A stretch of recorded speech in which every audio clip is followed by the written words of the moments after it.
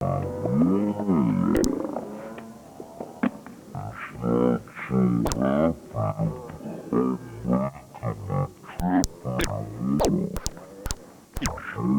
not too happy. His brother not getting a fair shake with the Seattle Mariners. Former first baseman for Tampa, Tino Martinez. And the 1-2 hit right back up the middle. There's Anello to making the play over to Magner for out number 1. That's exactly what Wayne Hoy has to do. He has to keep the ball down, try to get as many ground balls as possible. It's very important for a pitcher to get the first out of the ball game. You get through your nervousness, as you get to the point where you get a little command, and certainly you can take a deep sigh of relief. Number 4, David Macaluso. So with one down, that'll bring up the shortstop, David Macaluso, a senior out of Tampa, Florida. One of the hardest workers on this Spartan squad, and that's saying something when they credit you with that kind of a distinction. This Tampa club, year in, year out, some of the best talent in all of baseball, not just Division II. I remember when I was coaching at the University of Hartford, we came in and played Tampa, and they romped us up pretty good. The 1-0 hit hard by Macaluso, but right at right fielder. It's going to go over his head. Misplayed it out there. Eric Leitner, the youngster just called up from the junior varsity squad, misplayed that one all the way. It went right over his head. A hard hit line drive that landed right at the base on the warning track in right field. Leitner was with the JV team with probably about the last 3 ball games. He was a catcher then, so you can see that he's a little unfamiliar playing the outfield. Boy, just a good swing on that, too. Went with that fastball, drove it hard into right field. That ball was hooking a little bit, and it just didn't seem like he got back in time. Again, high skies today. Could be a little difficult out there if he doesn't have glasses, even though the sun doesn't have to be shining in your eyes to cause some problems. And with that, Hoy will now be facing the number 7 hitter in the Sunshine State Conference, Joe Urso, preseason All-American. The second baseman up now with a runner in scoring position. Takes a fastball inside corner, strike 1. Coach Lilo Prado thinks that this young man, pound for pound, is probably the best player in the league. Only 5'7", 150 pounds. And that's getting down to right after a shower when they weigh him. Second team All-South region last year as a sophomore. Takes a breaking ball. Excellent location. And a good mixture of his pitches there for Hoy to come right back with a breaking ball. And now gets ahead on Urso, 0-2. Now here's the situation here where they are looking for the St. Leo pitchers to come inside. When you come inside, you really got to come in about letter high. Anything up above that is really a wasted pitch. And the 0-2, another fastball driven hard into center field. Right there is Strauss, though, making the play, coming in, and he will hold the runner, Macaluso, at second place. So a good out there to get Urso retired on the line shot to center. There was good news, bad news on that pitch. Obviously, the good news is he had the atom ball working for him, and it was hit for an out to center field. 0-2 situation, too good a ball to hit. You really got to get to a point on that pitch to make a purpose pitch, either move a hitter off the plate or show him a breaking ball away. 0-2, that was too good of a pitch for a batter to look at. And now say hello to your right fielder for Tampa, Tim Venata, transfer from the University of Florida. Played a couple of years at Palm Beach Community College. Runner not going. Venata, a little inside-out swing, trying to push it the other way to drive that runner across. Fouled it out of play on the right side for strike 1. Again, Hoy has to stay with pretty much a 3/4 motion. If he does that, he has the good movement in the right-handed hitters, as you saw on that last fastball. Venata, an excellent find for Tampa. Hits it up the middle. Will it get through? No, it won't. Great play, and they get him. Excellent play by Anello over to one hit, no runs, and nobody left. After a half inning of play, we're tied at 0. Have you ever wondered how to make a ball move, how to make it sink, how to make it break, how to get a little skip on your fastball? In Pitching Absolutes by Tom House, this is all discussed. Believe it or not, it's not the finger placement, but the forearm and the wrist that arranges the finger placement that will give you action on the ball. Along with that specific approach, you will learn about balance, direction, weight transfer, and deception. The very things that a pitcher has to have to get the most out of his talent. Above all, in a big picture analysis, we also discuss weight training, nutritional training, and the mental approach to the game in a composite that will ensure that whatever talent you have, you can take it between the lines and get some hitters out with it. Did you know that throwing a football can help you throw a baseball? In Pitching Absolutes, it's explained. Here's how you can order to get all this information. Call 1-800-937-3366. Operators are standing by. The Spartans of Tampa get one hit in the top of the first inning, but strand him out at second base as we see the batting order for St. Leo. It'll be the center fielder, Jerry Strauss, leading things off. Ulysses Valdez, the second baseman, hitting second. J.J. Johnson, your catcher, in the third spot. Third baseman, Ray Bush, batting cleanup. Rich Lassonde, a hard hitter, hitting in the DH spot today. Chris Northup, the left fielder, an excellent player, hitting in the sixth position. First baseman, Mike Magner, batting seventh. The youngster that we mentioned up from the JV squad, Eric Leitner, batting eighth, and rounding out the St. Leo batting order, the guy who just made that outstanding defensive play, your shortstop, Vito Anello. Defensively, for Tampa, it's Kelly, Strayer, Venata in the outfield, Ramirez, Macaluso, Urso, Stebbins in the infield.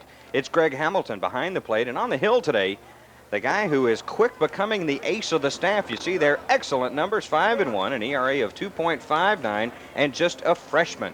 That's Gary Graham out of Brandon, Florida. He has really done an exceptional job. You can see that he's pitched 66 innings. He's given up 70 hits to date. He's got a excellent ratio for strikeouts, 29-16. He's had 4 complete games in his 9 starts, so he has come right out of high school and taken command of the #1 slot for the Tampa team. You know, so often you talk about the difficulty in the transition from high school to college ball, especially on the Division I level. These teams play so many Division I opponents anyway. It's just like making a similar transition. Very much so, and plus they have an excellent fall program where they get in a lot of work. So usually these freshmen, by the time they actually get into the regular season in the spring, they've probably got 20 or 25 games under their belt. So Graham, as you saw there, a record of 5-1.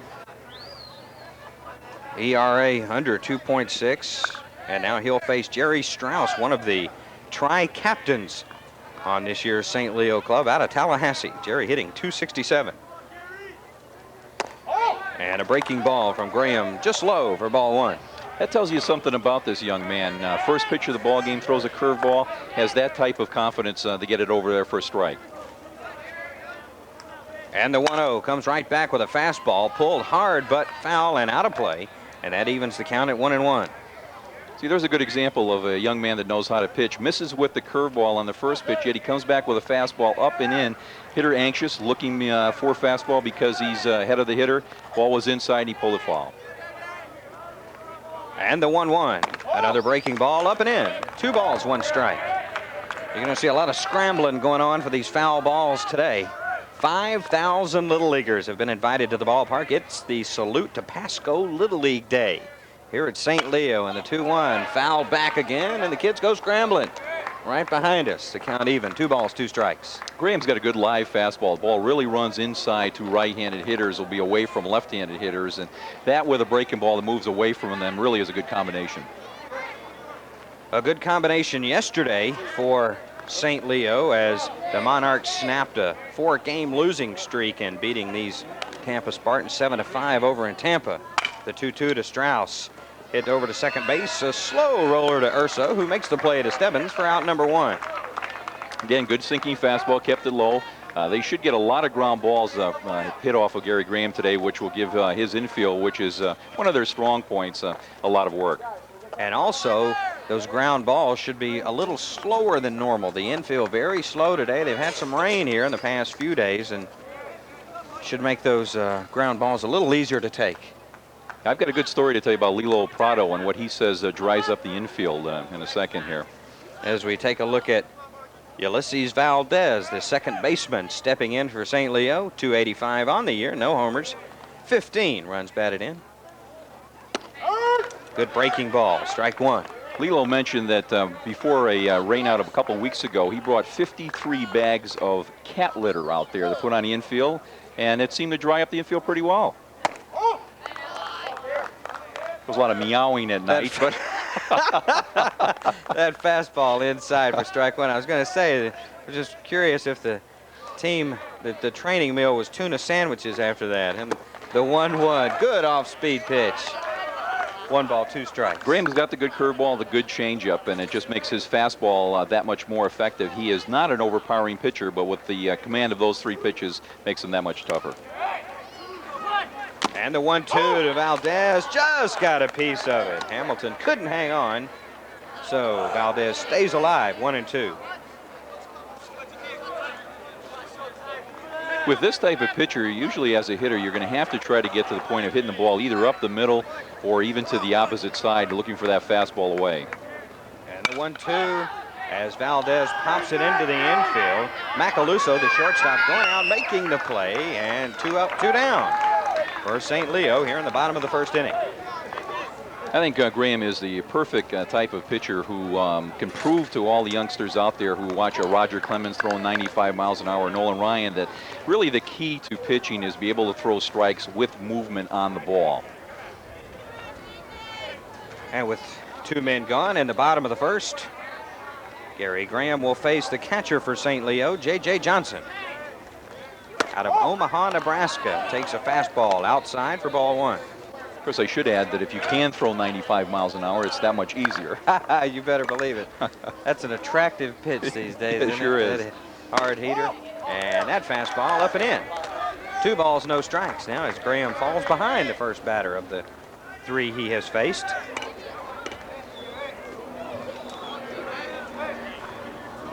And the 2-0. Breaking ball right on the outside corner. Good location on that one, breaking at the knees, falling away, 2-1. And again, when he's behind to throw something off speed is an indication he's got good command of his pitches. Another breaking ball. This one comes over the top just a little bit. Low and away now. 3 balls and 1 strike to J.J. Johnson. Even though he's the 3rd hitter, J.J. comes in with a .228 batting average. I think he's probably given a little bit too much respect in this at bat. Has 10 walks on the season as he fouls one hard. Had the green light all the way. And that runs the count full to 3-2. For the Little League coaches and any other amateur coaches that are out there, we try to, most times when I was pitching coach in the Red Sox organization, try to get the pitchers to throw 2 pitches, 2 fastballs, with the seams and across the seams, because there is a difference in speed. And the 3-2 hit hard and the other way into right field. Tim Fanatic giving chase. He has no chance at this one. Fanatic comes up with it there on the warning track and in with a stand-up double. J.J. Johnson, the first hit of the game for the St. Leo Monarchs. That was pretty good at bat by J.J. Johnson. Fouled off a couple pitches, and then with 2 strikes, took the ball to right field.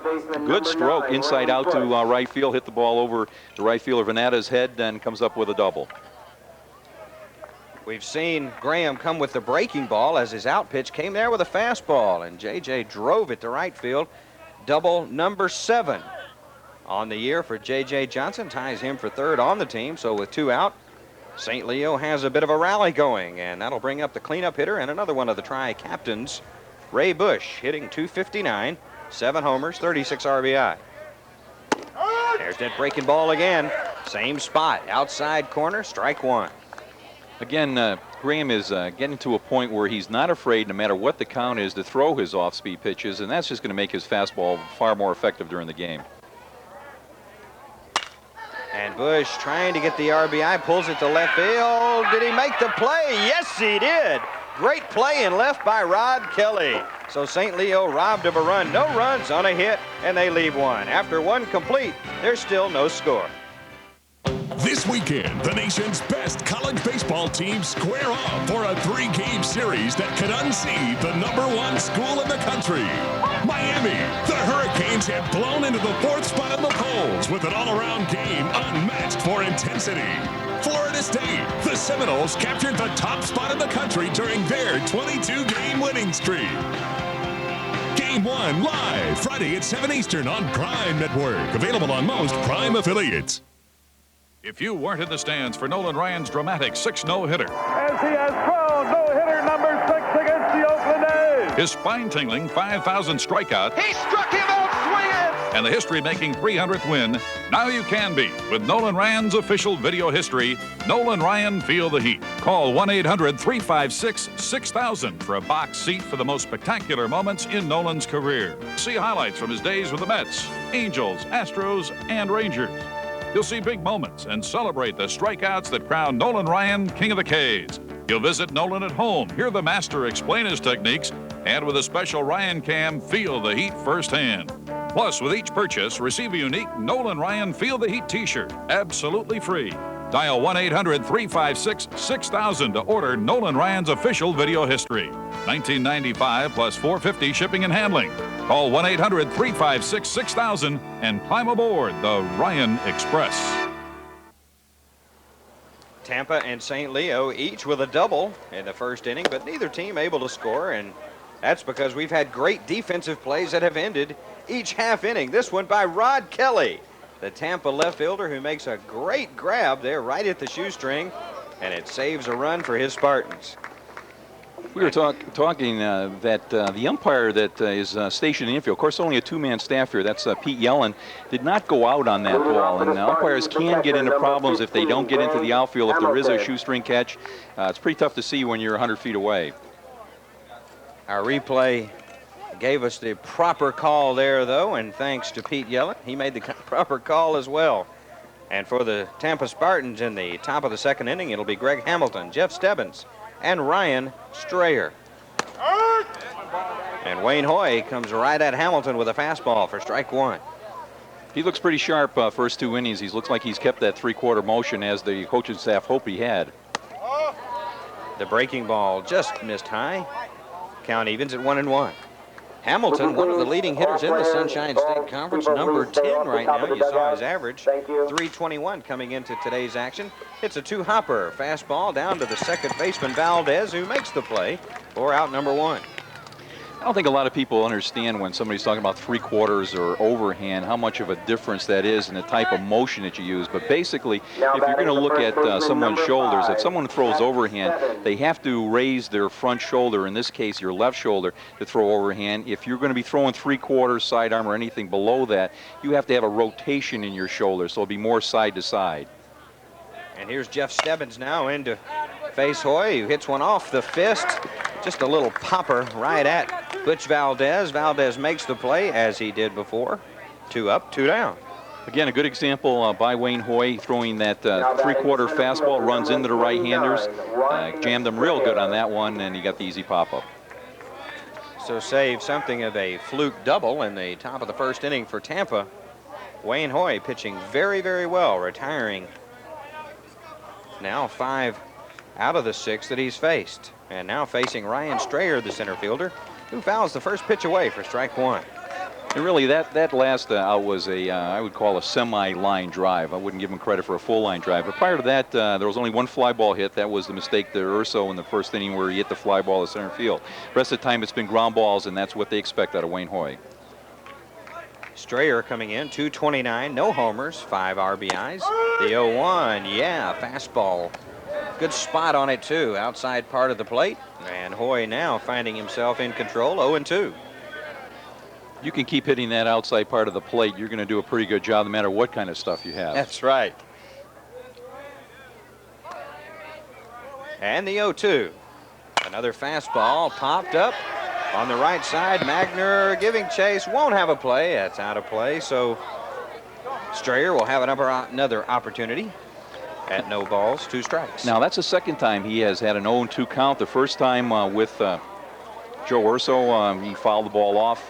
This time here, again, another foul off. Too good a pitch.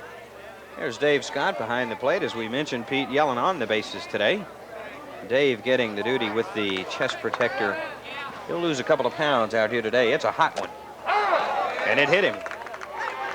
Now, I know a lot of people will say that there was a wasted pitch that got away from him and it didn't do any good. You can see on this replay, he's going to throw the fastball inside. Ball runs inside on the hitter, and it nicks him. Believe me, that is a good purpose pitch. That will keep in mind the players that are coming up to the plate. They're looking for the breaking ball down in a way that if they get too anxious, they might get a ball much closer inside to them, and they can get hit. The 6th time this year, Wayne Hoy has hit a batter, and he's in now. Facing Matt Snyder, who pops the first pitch high in the air. Anello over and makes the play, and that'll do it for Tampa. No runs, no hits, no errors, 1 man left. And after an inning and a half from St. Leo, we're still tied at 0.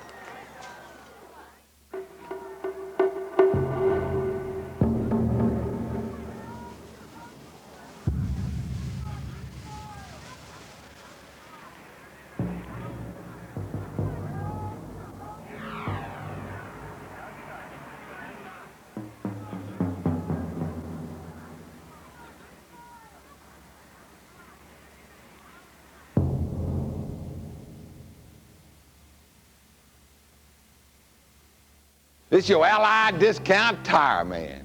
You know tires ain't pretty. They don't smell good, they don't taste good, and they don't make you feel no better. But you gotta buy tires. You go to Allied Discount Tire. They'll save you 5%, cheaper than any other tire company in Florida. The service is absolutely impeccable. We are committed to customer satisfaction. You go to Allied Discount Tire. 50 locations in Florida to serve you. The pitchers have been in control so far here through an inning and a half. No score from Thomas B. Southard Stadium on the campus of St. Leo College. I'm Barry Milligan along with Bill Dennehy. Glad to be with you today on a beautiful afternoon for baseball in the Sunshine State Conference. Let's take a look at some of yesterday's scores from around the South. LSU, the Tigers playing super over the Florida Gators by a run. Miami 6-3 over St. Thomas, the 33rd win of the year for Ron Frazier. You see yesterday's score between these two clubs. St. Leo knocking off Tampa 7-5. Barry beating Rollins in the other Sunshine State Conference game yesterday. The Bulls of South Florida dropped a pair to South Alabama 8-1 and 8-7, and Mercer and Stetson splitting a pair there. Mercer winning the nightcap in 14 innings. Here's Rich Lasan now facing Gary Graham. Graham comes right at him, but just missed with a fastball for ball one. His catcher, Greg Hamilton, is shaking his head, so I got to believe that he thought that was a strike.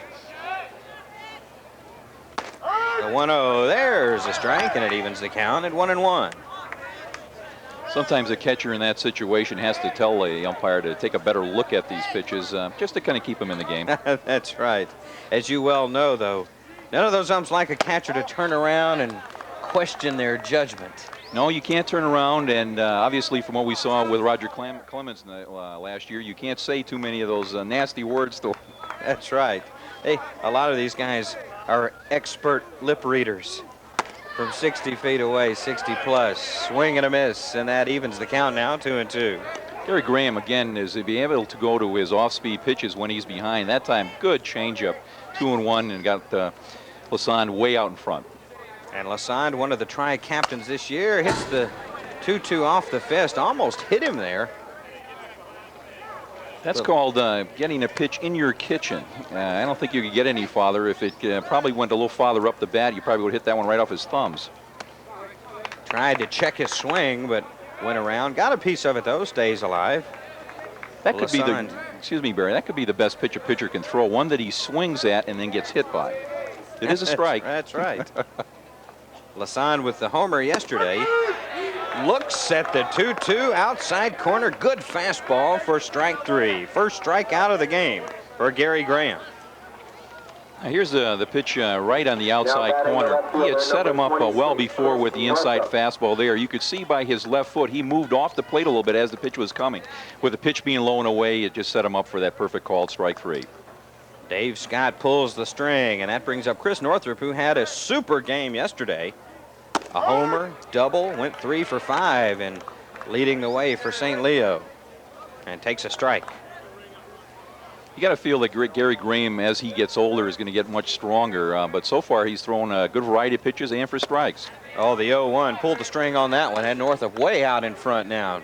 Gets ahead 0-2. Now, we have seen that Wayne Hoy has not had too much success with his 0-2 pitches to date. Let's see what Gary Graham does on this 0-2 pitch.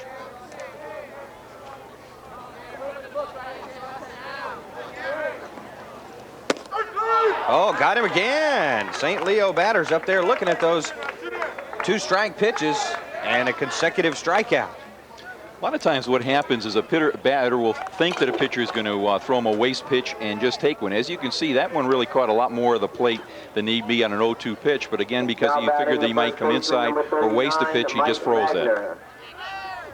So that brings up the first baseman, Michael Mags Magner. And he takes a cut at a fastball, fouls straight back for that strike one.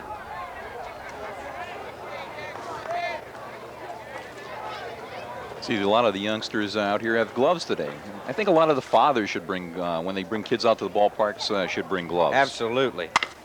The 0-1, little 3-hopper down in the infield. Up with it is Urso, and he makes the play. 3 up, 3 down for St. Leo after 2 complete. from St. Leo. There's still no score. Go outdoors with Sunshine Network, Florida's prime network affiliate.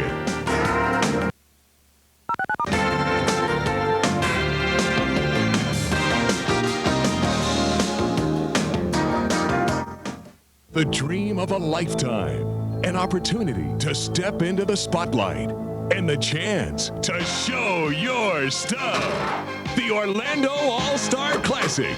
It's where college basketball's top-ranked seniors fight to be noticed by powerful NBA scouts. Last year, Boston's Dee Brown and Bo Kimball of the Clippers took center stage. Who will it be this year? Live Thursday night at 6 on Sunshine Network. It's a vital Pac-10 battle in the ballpark when Arizona State challenges the University of California. Live Sunday afternoon at 4 on Sunshine Network, an affiliate of Prime Network. It's pro football, World League style, and there's only one place to keep pace with all the action. This week in the World League. Friday night at 6 on Sunshine Network, an affiliate of Prime Network. Texas rivals collide on the diamond as the Cougars challenge the Bears in a Southwest Conference baseball clash. Houston and Baylor live. Saturday afternoon at 2 Eastern on Prime Network. Identical line scores for Tampa and St. Leo. No runs and one hit for each club as we head to the top of the third inning for the Spartans. It'll be Julio Ramirez, the number 9 hitter, then Rod Kelly and David Macaluso. And Ramirez takes the first pitch for ball 1. Here you see the numbers on Julio, 250 his average. No homers, 9 RBIs. Julio trying to drag one down the third base side, try and catch Ray Bush napping down there. What a lot of times they'll do, Barry, is if you look at the third base coach, in this case Frank Carmichael, he usually will get the same distance away from the same distance to the batter as the third baseman. It gives him an idea when to bunt. And the 1-1. Ramirez a little bit late getting around on that one. Missed it for strike 2.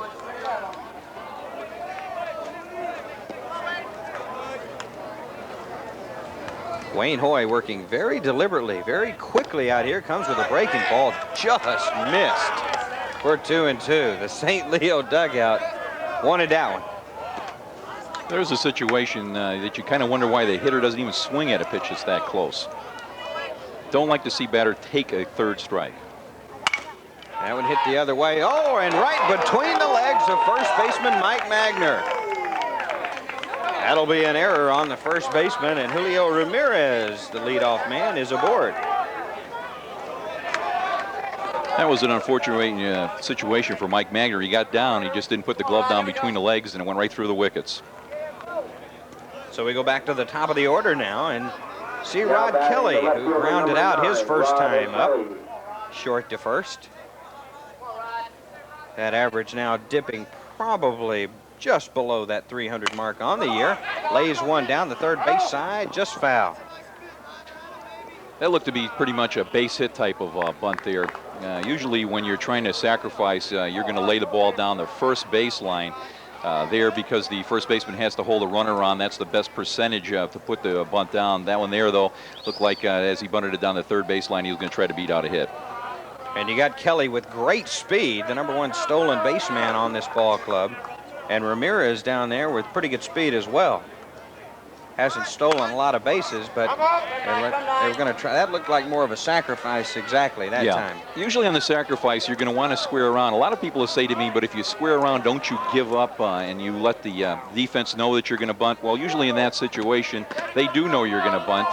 There's only one place to bunt the ball, and that is up the first baseline, so you're really not giving anything away. And if the third baseman cheats too much, you can play the old Butcher Boy play where you swing away and see if he can eat the baseball. Runner going, and Kelly hits it down the third base side. Only play is to first, and they throw it away. Magner not able to come up with a one-hopper, and they're going to hold up the runner at third. Ramirez will have to hold at third, and Kelly makes it out to second base. It'll be an error on the throw from third baseman Ray Bush, and with nobody out, Tampa has 2